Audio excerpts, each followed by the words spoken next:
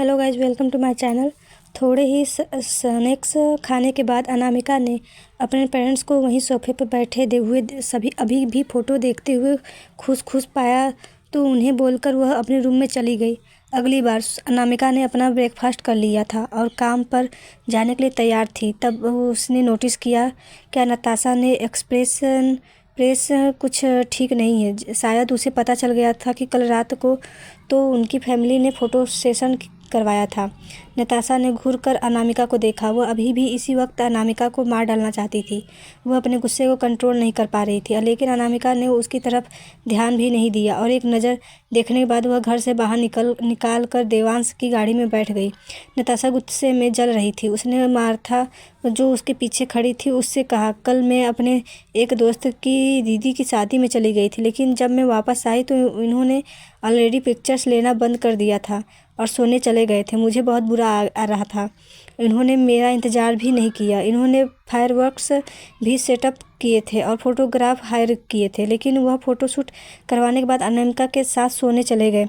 उन्हें मेरी फीलिंग से कोई फ़र्क नहीं पड़ता। मार्था को नताशा की फ़िक्र थी और उसने धीमी आवाज़ में कहा, मिस नताशा, आपको अपने गेम के लेवल को बढ़ाना होगा। मुझे लगता है आपको बर्दाश्त करना बंद करना होगा, वरना आप इस फैमिली में आपकी पोजीशन इसी तरह नीचे गिरती जाएगी। यह सुनकर नताशा ने डिसाइड किया कि वह वक्त हो गया है एक्शन लेने का।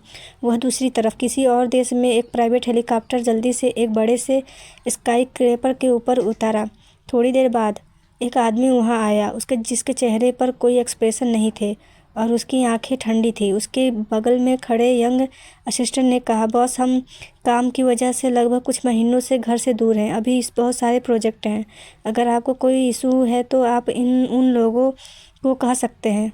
वह अपने घर बात ख़त्म कर पाता तभी उस यंग असिस्टेंट यानी कि अमर की नज़र अपने बॉस के पैरों पर गई, जिसे ऑलरेडी हेलीकॉप्टर के सीढ़ियों पर रख दिया था।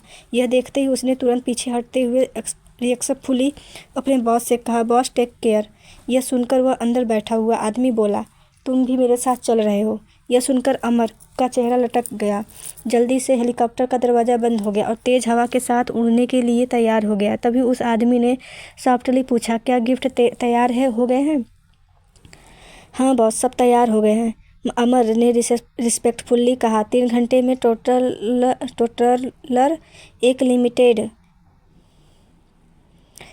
एडिशन परफ्यूम सेट, एक लिमिटेड एडिशन लिपस्टिक सेट और एक limited edition skin care set उसने कुछ तैयार कर लिया था, क्योंकि उसे नहीं पता था कि उसके बॉस अपनी बहन को क्या देंगे और क्या देना चाहते हैं। परफ्यूम, लिपस्टिक या स्किन केयर प्रोडक्ट आजकल की लड़कियों को बहुत पसंद आते हैं।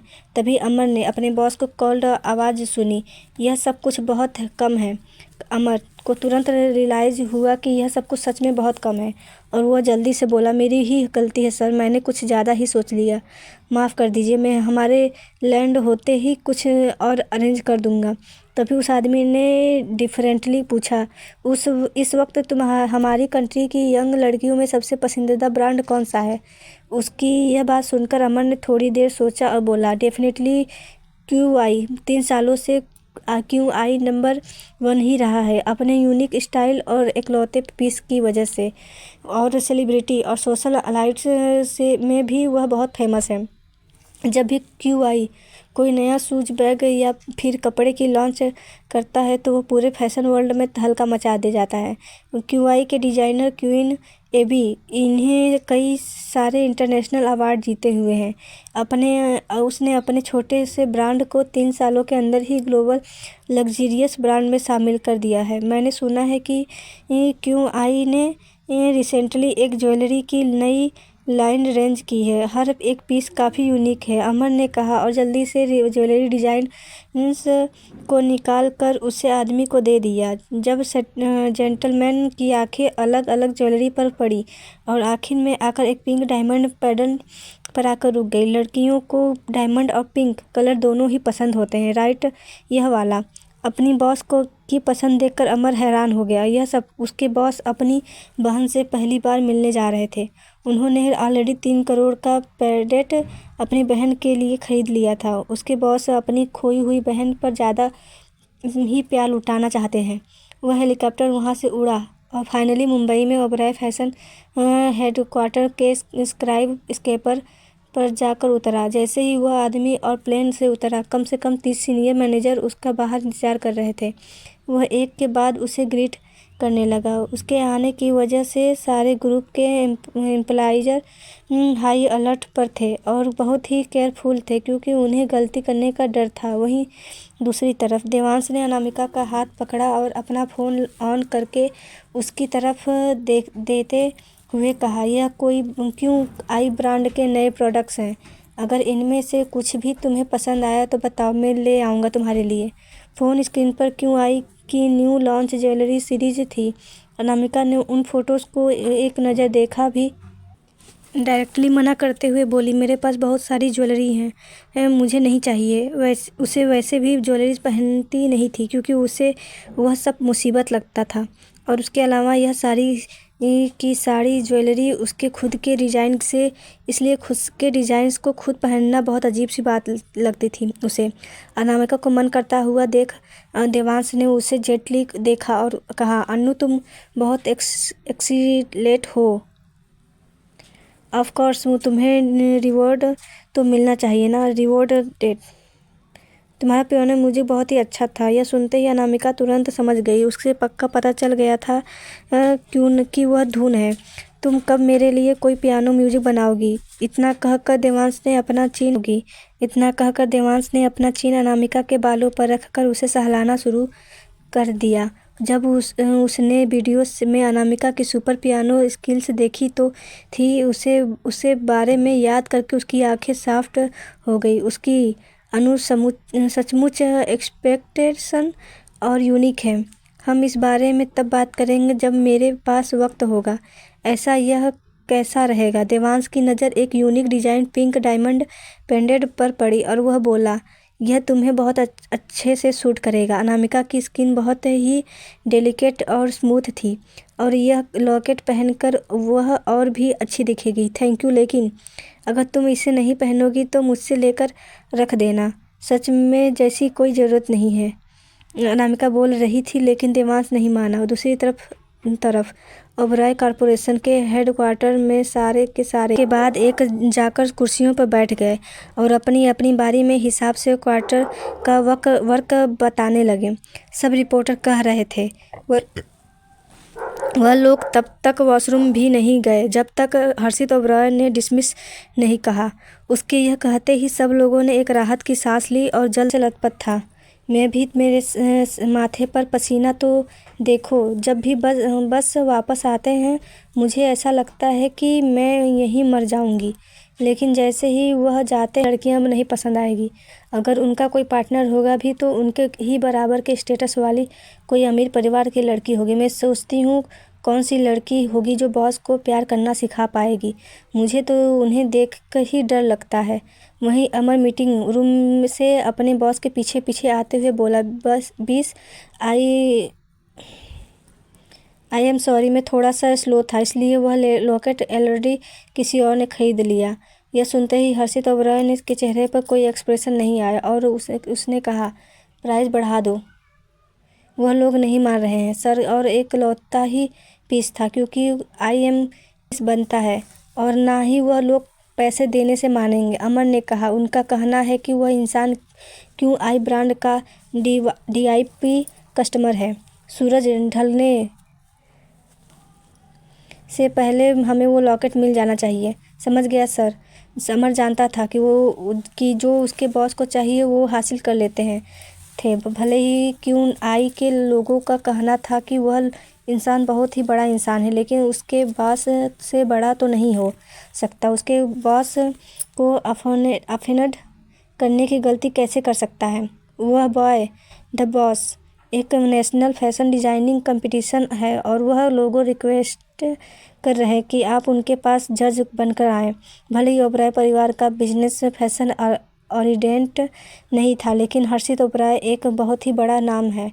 उसने अपने डिजाइनिंग टैलेंट की वजह से पिछले साल फैशन इंडस्ट्री में काफ़ी तहलका भी मचा दिया था। एक शर्ट जो उसने डिज़ाइन की थी अपने यंग डेज में, उसके डिज़ाइन से जो पिछले साल बाहर आए तो उसकी काफ़ी सेंसेशन से बचाया था, मगर जब से उसके बॉस ने कंपनी संभाली तब से उसने अपना सारा वक्त बिजनेस को दिया और वह लगातार देश से बाहर ही रहते हैं और कभी कभी ही घर आते हैं। ऑर्गेनाइजेशन को जजिंग पैनल में कुछ बड़े नाम चाहिए था और अगर खुद हर्षित ओबरॉय वहाँ जज बनकर आ गए तो नेशनल कंपटीशन का बड़ा नाम होगा। इसके लिए मेरे पास उसके लिए वक्त नहीं है। हर्षित कभी इस तरह से कंपटीशन पर टाइम वेस्ट। वह इस बार जल्दी जल्दी घर वापस लौटा था, सिर्फ अपनी बहन से मिलने के लिए। वह पिछले कुछ महीने से लगातार काम किया जा रहा था और वह काफ़ी वक्त से घर नहीं आ पाया था। समझ गया सर, मैं अभी मना कर देता हूँ उन्हें। वहीं दूसरी तरफ अनामिका जैसे ही ऑफिस पहुंची, उसका असिस्टेंट ईश्वर उसके पास दौड़ते हुए पहुंचा और बोला, मैम एक बहुत ही बड़ी गड़बड़ हो गई है। वह 33 नए डिज़ाइन जो हम कल लॉन्च करने वाले थे उनमें से पूरे 23 को हमारे कंपटीटर ने कॉपी कर लिया और आज रिलीज़ कर दिया। और सबसे बुरी बात तो यह है कि उन्होंने उस पर कॉपीराइट से ले लिया है और लाइव स्ट्रीम में प्लेटफॉर्म पर दिख रहा है और उन्हें ऑनलाइन स्टोर्स पर बेच रहे हैं। जल्दी अंदाज़ा लगाया है तो उन्होंने लगभग 8,000 पीस बेच दिए हैं और इस रेट के हिसाब से वह लोग हज़ारों पीस तुरंत ही बेच देंगे। यह सुनते ही अनामिका का चेहरा ठंड हो गया। यह इम्पॉसिबल है। अचानक से उनके 33 में से 23 नए डिज़ाइंस कंपटीटर्स के पास कैसे पहुंच सकते हैं? पक्का कोई गद्दार पीछे से खेल रहा है। मुझे नहीं पता है क्या हो रहा है। ईश्वर बहुत ही पैनिक सिचुएशन में था। वह बोला, वह सारे के सारे आइडेंटिकल डिज़ाइनर क्रिस्टल के बनाए थे। उसके वजह से ही किशोर सर ने एक मीटिंग बुलाई है और वह कब से क्रिस्टल को डांटे जा रहे हैं। वह क्या हुआ है उसके साथ? वह बहुत उदास है, रो रही है। यह सुनते ही अनामिका तुरंत एलिवेटर में गई और उसने डिजाइनिंग डिपार्टमेंट में का बटन दबा दिया। जब वह वहां पहुंची तब उसे किशोर क्रिस्टल पर अभी भी चिल्लाता हुआ सुनाई दिया, तुम्हें बस रोना आता है, क्यों रो रही हो? तुम ऐसे भी नाटक मत करो जैसे मैं तुम्हें पर झूठा इल्ज़ाम लगा रहा हूँ। आज यह 33 डिज़ाइन हमारे कंपटीशन ने लॉन्च किए हैं। मैं उनमें से कुछ खरीद कर लेकर आए हैं। देखो, ध्यान से देखो, क्या मैं तुम पर झूठा इल्ज़ाम लगा रहा हूँ? किशोर ने वह 23 डिज़ाइन क्रिस्टल के ऊपर फेंक दिए। क्रिस्टल पूरी तरह हैरान थी। उसने उन डिज़ाइंस को हैरान से देखते हुए कहा, मुझे नहीं पता, मुझे सचमुच कोई आइडिया नहीं था कि हो क्या रहा है। तुमने पक्का हमारे कंपटीटर के स्केचेस कॉपी किए हैं? किशोर ने इल्ज़ाम लगाया तो क्रिस्टल ने रोते हुए कहा, अपने आप को डिफेंड करते हुए कहा, नहीं सर, मैंने नहीं किया। यह डिज़ाइन मेरा काम है। उसने किसी का काम चोरी नहीं किया। राइट, आप बिना वह सबूत के इल्ज़ाम नहीं लगा सकते। डिजाइनिंग डिपार्टमेंट के हेड सैमुअल ने गुस्से में कहा, क्रिस्टल कोई इस तरह से की इंसान नहीं है। वो बहुत टैलेंटेड एक डिज़ाइनर है। उसे किसी और के काम को चुराने की कोई ज़रूरत नहीं है। क्रिस्टल बहुत कैपेबल है। वह अपने खुद के डिज़ाइंस क्रिएट कर सकती है। तो फिर तुम इसी से कैसे एक्सप्लेन करोगे? किशोर ने ज़मीन पर पड़े हुए कपड़ों की तरह इशारा करते हुए कहा, अगर इस डिज़ाइन मिलता जुलता होता तो हम मान ही भी सकते थे, लेकिन 33 में से 23 डिज़ाइन एक जैसे बिल्कुल आइडेंटिकल इसे हम कैसे मान लें? क्या तुम इसके लिए मुझे एक रीजनेबल एक्सप्लेन दोगे? सैमुअल ने ज़मीन पर पड़े हुए कपड़े को इतने ही हैरानी से देखा, मगर फिर भी वह अपनी बात से नहीं हिला और बोला, सब लोगों ने हर रोज़ क्रिस्टल को डिजाइनिंग प्रक्रिया को अपनी आंखों से देखा है। हाँ, क्रिस्टल ने चोरी नहीं की है। मैंने उसे देखा, वो सारे डिज़ाइन मेहनत से क्रिएट करते हैं। यह सारे उसके डिज़ाइन हैं। वह रोज़ लेट नाइट का काम करती है। सबके जाने के बाद भी मुझे एक दिन इस बारे में तब पता चला तो रात के 8 बजे भी क्रिस्टल बैठकर काम कर रही थी। क्रिस्टल इस इंडस्ट्री में से बहुत प्यार करती। वो हमारे या फिर अपनी रेपुटेशन को बर्बाद करने के लिए कुछ क्यों करेगी? मुझे क्रिस्टल पर भरोसा है। मुझे भी भरोसा है। सर का सारा डिपार्टमेंट क्रिस्टल के पक्ष में। सारे लोग क्रिस्टल की साइड पर थे, लेकिन उन सब की बातें सुनने के बाद भी किशोर ने मजाक उड़ाने वाली हंसी के साथ कहा, बिना एक्सप्रेशन करने का कोई मौका दिए कहा, उसने ज़रूर पहले से ही वह डिज़ाइन से याद कर लिए होंगे और सबके सामने उन्हें बनाने और मेहनत करने का नाटक किया था। नहीं, मैंने ऐसा नहीं किया, बिल्कुल भी नहीं। क्रिस्टल ने जल्दी से डेस्परेट इम्प्रेट होकर अपने आप को डिफेंड करने की कोशिश की, लेकिन उसके आंसू अभी भी रुक नहीं रहे थे और वह रोते हुए बोली, मैंने यह सब अपने मन से खुद बनाए हैं। अगर किसी ने कॉपी किया है तो वो लोग जिन्होंने मेरे डिज़ाइंस कॉपी किए हैं। यह सुनकर एक किशोर हंसते हुए बोला, तुम सोच भी रही हो तुम किसके बारे में बात कर रही हो? वह साई फैशन से वह एक बहुत ही बड़ी क्लॉथिंग कंपनी है जो एक और नए डिज़ाइंस उन्होंने लॉन्च किए हैं। वो फेमस डिज़ाइनर जय के हैं। तुम कौन हो? तुम एक यंग लड़की, उन्हें को तो पता भी नहीं होगा कि तुम हो कौन और कहाँ काम करती हो। उन्हें तुम्हारे डिज़ाइंस कॉपी करने के लिए कहाँ से मिल जाएंगे? मैं किशोर की बात सुनकर क्रिस्टल कुछ नहीं बोल पाई। वह हेल्पलेस फील कर रही थी। अगर तुम्हारे डिज़ाइन स्किल इतने ही सुपर हैं तो तुमने हमें ऐसे आप बहुत अच्छे डिज़ाइंस पहले क्यों नहीं दिखाए? यह सुनकर क्रिस्टल ने जल्दी से एक्सप्लेन किया, मैंने यह डिज़ाइंस पहले ड्रॉ किए थे और आखिर में मैंने उन्हें अनामिका मैम से दिखा उसे ठीक करवाया। उनकी टिप्स की वजह से मेरी इंस्पिरेशन में भी और मदद मिली। यह सारे बनाए। अगर अनामिका की इंस्पिरेशन नहीं होती तो अनामिका उससे समझाती नहीं तो क्रिस्टल अभी भी पुराने डिज़ाइंस पर अटकी हुई होती। यह सुनकर भी किशोर हंसते हुए बोला, तुम्हारे मुंह से यह सारी बातें सुनकर तो मुझे ऐसा लग रहा है कि मिस कपूर ने ही तुम्हें दूसरों के डिज़ाइंस कॉपी करना सिखाया है। नहीं, अनामिका के ऊपर इल्ज़ाम लगते ही क्रिस्टल गुस्से में आ गई और उसने अपने आंसू पोंछते हुए गुस्से में कहा, आप मेरी बातों को ट्वीट करके दूसरों के सामने दूसरे तरीके से प्रेजेंट कर रहे हैं। अगर आप मेरी इंसल्ट करें तो मैं बर्दाश्त नहीं कर लूँगी, लेकिन प्लीज़ मैम की इंसल्ट मत कीजिए। वह ऐसा नहीं है, वह कभी ऐसा काम नहीं कर सकती। यह तुम्हारा स्ट्रॉन्ग रिएक्शन भी तुम्हारी सच्चाई बता रहा है।